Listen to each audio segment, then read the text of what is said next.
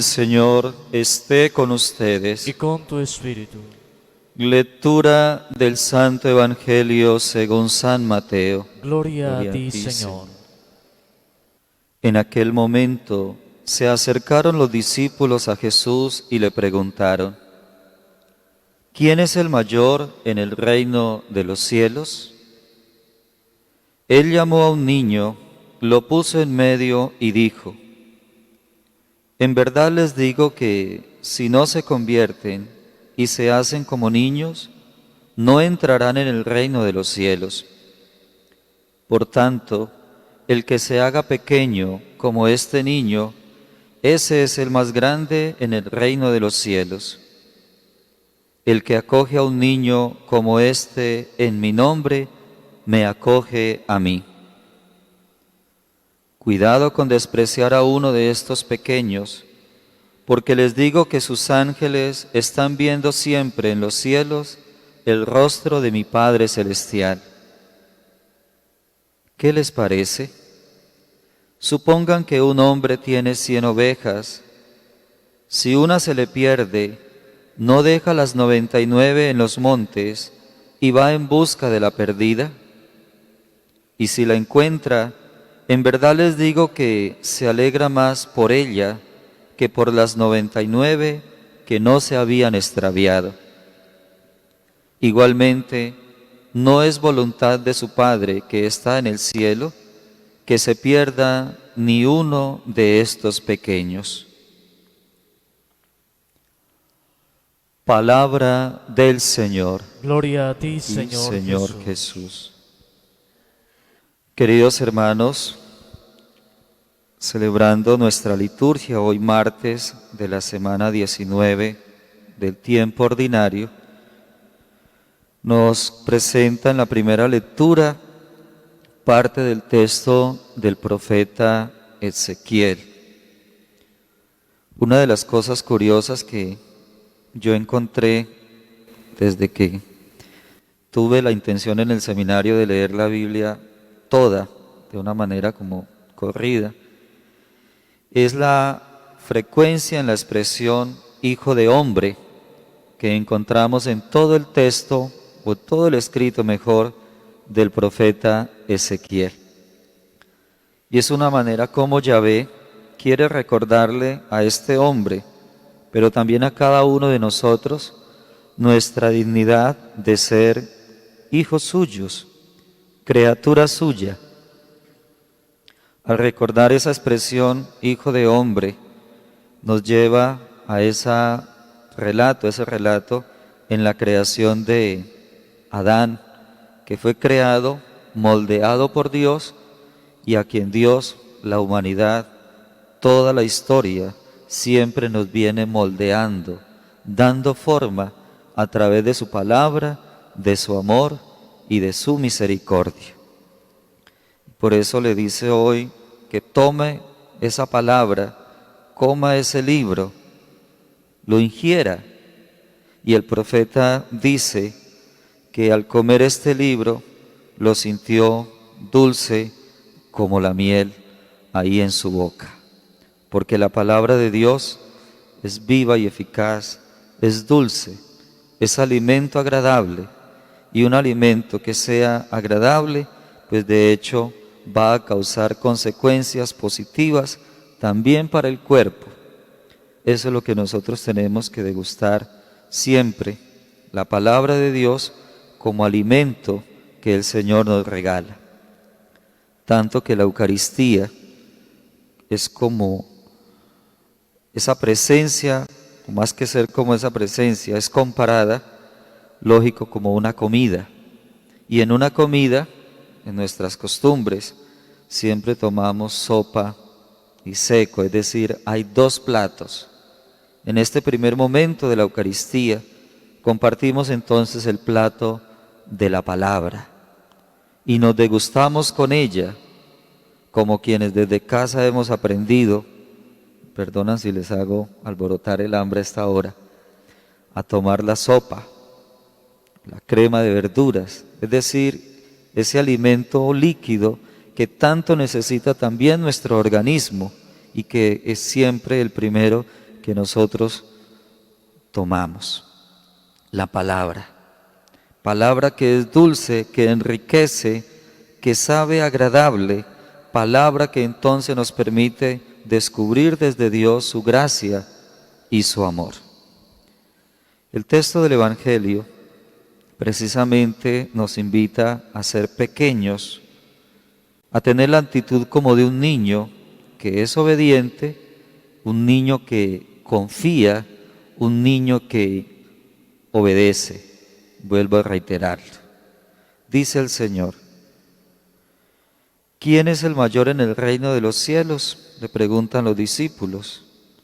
Y la mejor respuesta de Jesús, ¿cuál es?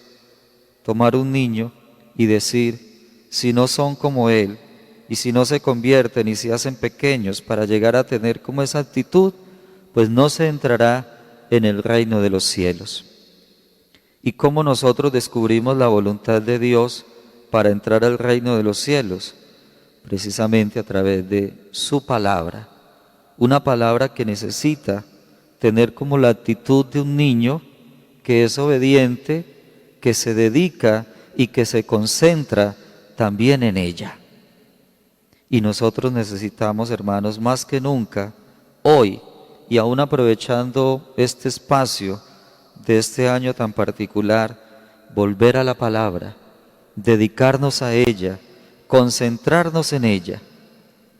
Lo decía yo el domingo, qué bueno que los papás sean los que se sienten con sus hijos a leerles la palabra, como también a contarles anécdotas, historias, qué sé yo, de tal manera que se haga allí un espacio agradable, compartir con los pequeños.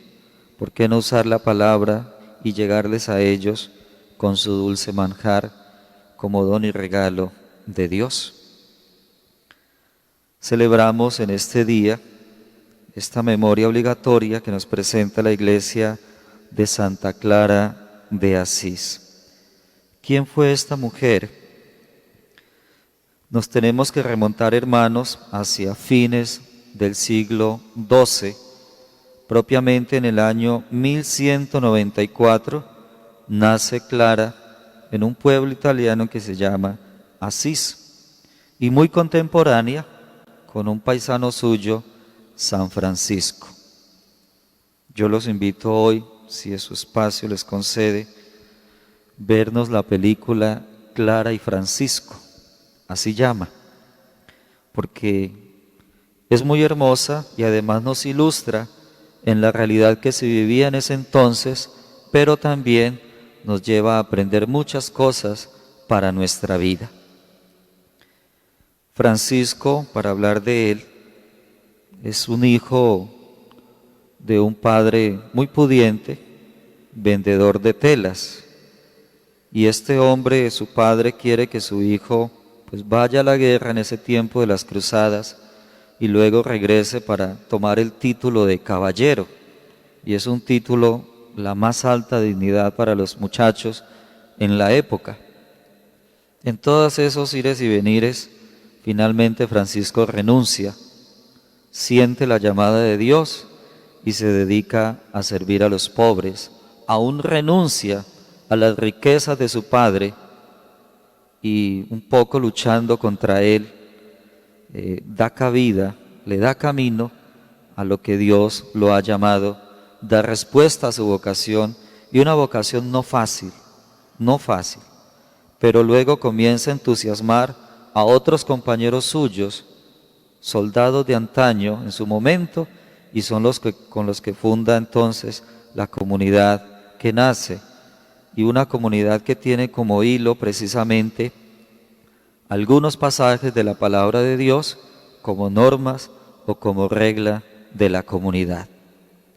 Viendo ese estilo de vida, ese amor por los pobres, por los más necesitados, Clara va despertando también entonces en su ser esa vocación y ese llamado que Dios le hace. Y finalmente, ambos, Clara y Francisco, terminan dándole sentido a sus vidas, pero también dándole origen a dos comunidades que aún hoy perduran, tan importantes y que nos hacen reconocer, hermanos, la llamada de Dios, la obediencia a su palabra y cuánto bien podemos hacer desde esa obediencia a su palabra y viviendo la vocación.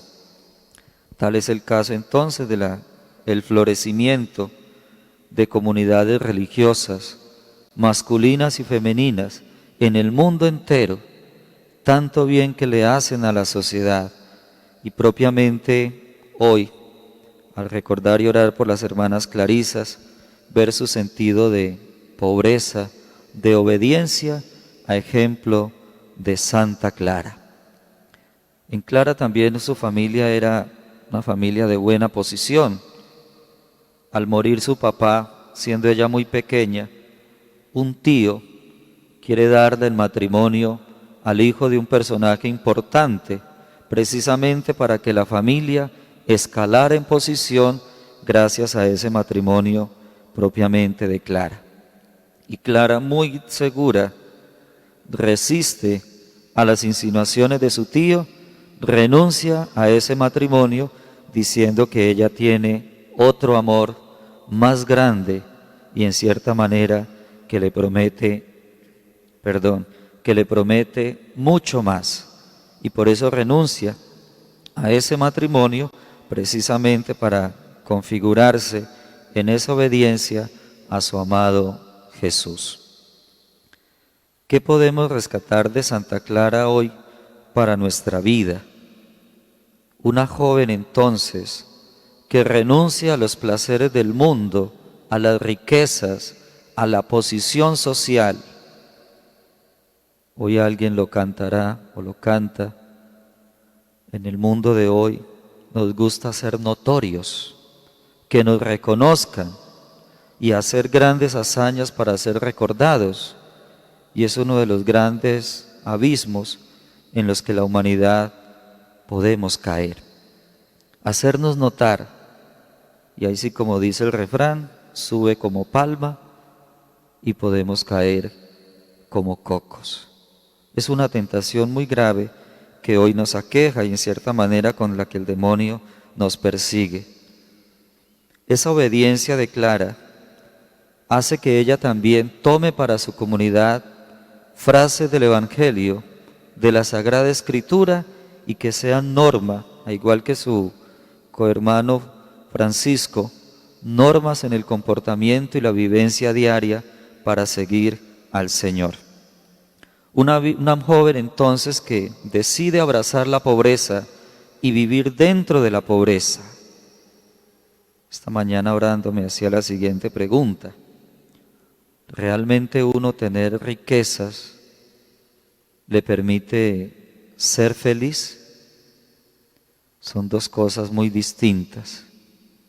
Y Dios nos ha traído a este mundo para ser felices. Por eso las bienaventuranzas, Mateo 5, dichosos los pobres de espíritu, porque de ellos es el reino de los cielos. La tentación a veces de querer tener y tener y tener más, y se nos vuelve una competencia absurda. Pensamos que estar al nivel de todos es entonces aún pasar por encima de quien sea, pero yo no me puedo dejar ganar de otro, y ese afán de posición social, de notoriedad, nos ha hecho perder lo esencial, el ser felices. Por eso encontramos en Clara y en toda comunidad religiosa, en toda vocación, una verdadera vida de sensatez, de confianza en Dios, de prudencia, para no dejarse acaparar por esas situaciones del mundo, una vida de verdadera sabiduría, sabiduría que viene desde Dios.